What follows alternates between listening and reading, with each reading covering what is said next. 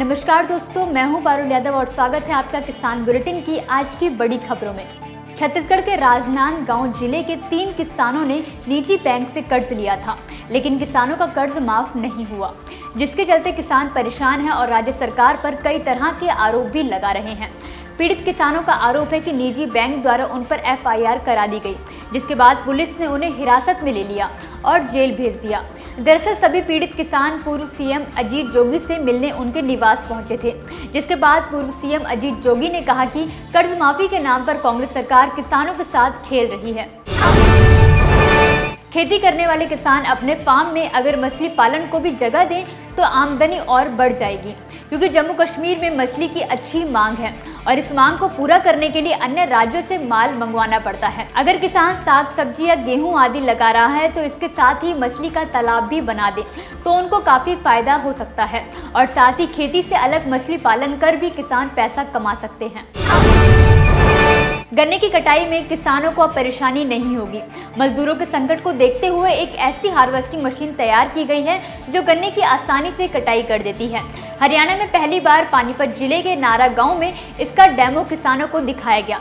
Shaktimaan company ने देश में ही इस मशीन को तैयार किया है। कंपनी के एरिया मैनेजर विकास रघुवंशी और अमित कुमार ने मशीन के बारे में बताया कि इससे पहले ये मशीन देश के 5 राज्यों यानी कि मध्य प्रदेश, महाराष्ट्र, कर्नाटक, तमिलनाडु और तेलंगाना में लगभग 5 साल से गन्ने की कटाई कर रही है। मशीन की कीमत लगभग 95 लाख रुपए है। तेलंगाना सरकार अपने राज्य के किसानों को मशीन पर 75% सब्सिडी दे रही है। इसके अलावा मध्य प्रदेश, महाराष्ट्र, कर्नाटक और तमिलनाडु में भी किसानों को 35 से 50% तक की सब्सिडी दी जा रही है। किसान मजदूर संघर्ष कमेटी के अध्यक्ष सतनाम सिंह पन्नू ने कहा कि अपने कार्यकाल के दौरान पंजाब की कांग्रेस और केंद्र की बीजेपी सरकार किसानों की मुश्किलें हल करने में असफल रही हैं। किसानों की मांगों को अभी तक लागू नहीं किया गया है, जिसके चलते 29 मार्च से जेल भरो आंदोलन शुरू किया जा रहा है। किसानों का अब सरकारों पर से विश्वास उठ चुका है। अब चाहे लोकसभा चुनाव की तारीखें घोषित हो चुकी हों, लेकिन किसान अपनी मांगों से पीछे नहीं हटेंगे और ना ही शांत बैठेंगे, जिसके चलते 29 मार्च को किसान गिरफ्तारी के लिए अपने आप को डीसी कार्यालय में पेश करेंगे और 30 मार्च को मंत्रियों विधायकों का घेराव करेंगे। गन्ना मूल्य भुगतान और पर्चियों में धांधली जैसी विभिन्न मांगों को लेकर भारतीय किसान यूनियन का गन्ना समिति पर चल रहा धरना समाप्त हो चुका है। 15 जनवरी तक के गन्ना भुगतान के चेक मिल जाने के बाद भारतीय किसान यूनियन ने धरना समाप्त कर दिया। दरअसल बुधवार को गन्ना मूल्य भुगतान, पर्चियों में हो रही गड़बड़ी जैसी कई मांगों को लेकर भारतीय किसान यूनियन के गन्ना समिति कार्यालय पर धरना दिया था।